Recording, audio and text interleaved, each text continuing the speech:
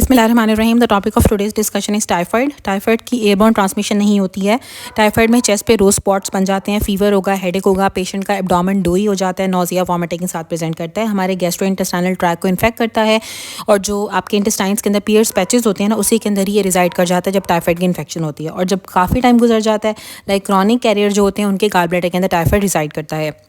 Typhoid में हमें tried मिलता है कि आपका हार्ट रेट स्लो हो जाता है, स्प्लीन एनलार्ज हो जाती है और साथ न्यूट्रोफिल्स काउंट कम हो जाता है, एब्सोल्यूट न्यूट्रोपीनिया होता है। टाइफाइड में कोई एयरबॉर्न ट्रांसमिशन नहीं होती है। रोज स्पॉट्स हमें चेस्ट पे नजर आते हैं, फीवर होगा, हेडेक होगा, नोजिया वॉमिटिंग, एब्डोमेन डोई हो जाता है, साइनस ब्रेडिकार्डिया होता है, एब्डोमेन जो होता है वो डोई हो जाएगा, स्प्लीन एनलार्ज हो जाती है और एब्सोल्यूट न्यूट्रोपीनिया होता है।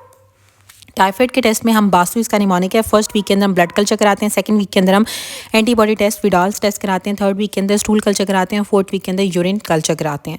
डायग्नोस्टिक टेस्ट इसका विडाल्स टेस्ट होता है। कैरियर स्टेट एसिम्प्टोमेटिक होती है। टाइफाइड रिजाइड करता है पियर्स पैचेस के अंदर इन्फेक्शन के कुछ दिनों के बाद और काफ़ी मंथ्स के बाद गॉल ब्लैडर के अंदर रिजाइड करता है, या क्रॉनिक कैरियर स्टेट के अंदर भी गॉल ब्लैडर में रिजाइड करता है। और न्यूट्रोफिल काउंट अगर कम हो और साथ पेशेंट को बुखार हो और ब्रेडिकार्डिया और स्प्लीन एनलार्ज हो तो टाइफाइड का सिनेरियो होता है। अब क्लॉस्ट्रीडियम जो होता है ना, क्लॉस्ट्रीडियम एक स्पोर फॉर्मिंग बैक्टीरिया होता है और इसके रेजिस्टेंट स्पोर्स होते हैं। और क्लॉस्ट्रीडियम टेटनस होता है, क्लॉस्ट्रीडियम बॉटुलिनम होता है, ये स्पोर फॉर्मिंग बैक्टीरिया है और इसके रेजिस्टेंट स्पोर्स होते हैं। अब क्लॉस्ट्रीडियम के अंदर सबसे पहले टेटनी हम पढ़ते हैं। जो टेटनी होती है स्पोर फॉर्मिंग होती है, इसमें स्पैस्टिक पैरालिसिस होती है, स्पैज्म होता है, राइसिस सार्डोनिकस होता है, लॉग जा हो जाता है जिसको ट्रिस्मस कहते हैं, गाबा कम हो जाता है और ग्लाइसिन कम की गाबा डिक्रीज़ कर जाता है, ग्लाइसिन कम डिक्रीज़ हो जाता है आपके Renshaw cells of the spinal cord से और ये मोटर न्यूरॉन से स्प्रेड होता है। ड्रग ऑफ चॉइस टेटनी की क्लॉस्ट्रीडियम टेटनस के लिए मेट्रोडाजोल को हम प्रेफर करते हैं बेंजाइल पेनिसिलिन पे। जो क्लॉस्ट्रीडियम टेटनी स्पोर फॉर्मिंग है, स्पैस्टिक पैरालिसिस कराता है, स्पैज्म कराता है, गाबा कम हो जाएगा, ग्लाइसिन कम हो जाता है, लॉग जा कराता है, राइसिस सार्डोनिकस कराता है, ट्रिस्मस कराता है, मोटर न्यूरॉन्स को इन्फेक्ट करता है। मेट्रोडाजोल इसकी प्रेफर्ड ड्रग होती है ओवर बेंजाइल पेनिसिलिन। प्रोफाइलैक्सिस अगर आपने टेटनस की देनी है तो हम टेटनस टॉक्साइड होती है, जो इनएक्टिवेटेड टेटनस टॉक्साइड वैक्सीन होती है वो टेटनस के लिए होती है। टेटनस टॉक्सिन जो होता है वो एक न्यूरोटॉक्सिन होता है, ठीक है, मोटर न्यूरॉन्स को इन्फेक्ट करता है, न्यूरोटॉक्सिन होता है, स्पैस्टिक पैरालिसिस कराता है, स्पोर फॉर्मिंग होता है, स्पैज्म कराता है।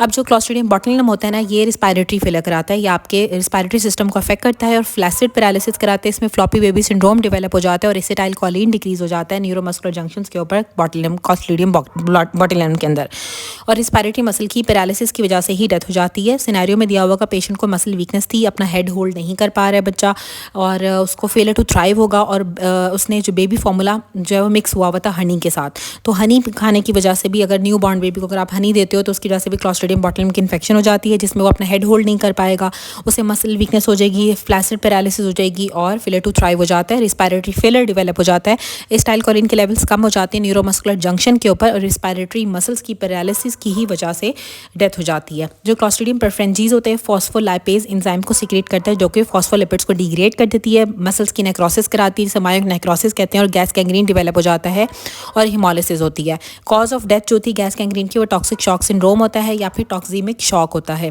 क्लॉस्ट्रीडियम डाइफिसाइल जो सूडोमेम्ब्रेनस कोलाइटिस कराता है ओवर यूज ऑफ एंटीबायोटिक्स की वजह से, डायरिया डेवलप हो जाता है क्लिंडामाइसिन यूज़ करने के बाद या कोई भी एंटीबायोटिक यूज़ करने के बाद अगर डायरिया हो रहा है या आपके सूडोमेम्ब्रेन डेवलप हो गए कॉलन के अंदर तो क्लॉस्ट्रीडियम डाइफिसाइल की इन्फेक्शन होती है। इसके ट्रीटमेंट में हम मेट्रोडाजोल देते हैं 10 to 14 डेज़ के लिए, या ऑरल वैंकोमाइसिन देते हैं अगर तो रिस्पॉन्स नहीं आता है मेट्रोडाजोल से।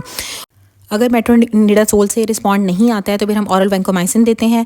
ऑरल वैंकोमाइसिन देंगे अगर मेट्रोनिडाजोल से रिस्पॉन्ड नहीं आएगा। वैंकोमाइसिन और मेट्रोनिडाजोल दोनों को कॉम्बिनेशन में देते हैं अगर लाइफ थ्रेटनिंग कॉम्प्लिकेशंस डेवलप हो जाते हैं क्लॉस्ट्रीडियम परफ्रेंजीज की, जो कि गैस गैंग्रीन कराता है, या क्लिंडामाइसिन वगैरह लेने के बाद गैस गैंग्रीन नहीं कराता, क्लॉस्ट्रीडियम डाइफिसाइल सूडोमेम्ब्रेनस कोलाइटिस कराता है, और जो गैस गैंग्रीन था वो परफ्रेंजीज करा रहा था। जो डाइफिसाइल होता है ना, इसके लिए आप मेट्रोनिडाजोल और ऑरल वैंकोमाइसिन लेते हो, और जो क्लॉस्ट्रीडियम वेल्काई होता है ये भी गैस गैंग्रीन कराता है, जैसे कि परफ्रेंजीज करा रहा था, फॉस्फोलाइपेज को सीक्रेट करके आपके फॉस्फोलिपिड्स की ब्रेकडाउन कराते हैं, मसल की मायोनेक्रोसिस कराते हैं और गैस गैंग्रीन हो जाता है।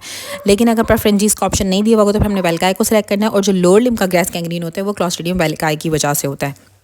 अब टेटनी के अंदर जो वो गाबा कम हो रहा था, ग्लाइसिन कम हो रहा था, बॉटुलिज्म के अंदर एसिटाइल कोलिन कम हो रहा था, परफ्रेंजीज फॉस्फोलाइपेजेस को प्रोड्यूस करता है, डाइफिसिल के अंदर आपको सूडोमेम्ब्रेनस कोलाइटिस डेवलप हो जाते हैं, एंटीबायोटिक के ओवर यूज़ की वजह से उसके ट्रीटमेंट में मेट्रोडाजोल और ऑरल वैंकोमाइसिन देते हैं।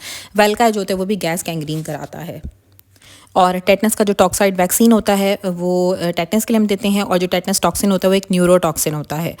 और जो बॉटुलिज्म था वो रिस्पायरेटरी फेलियर करा रहा था और डेथ भी रिस्पायरेटरी फेलियर की वजह से होती है।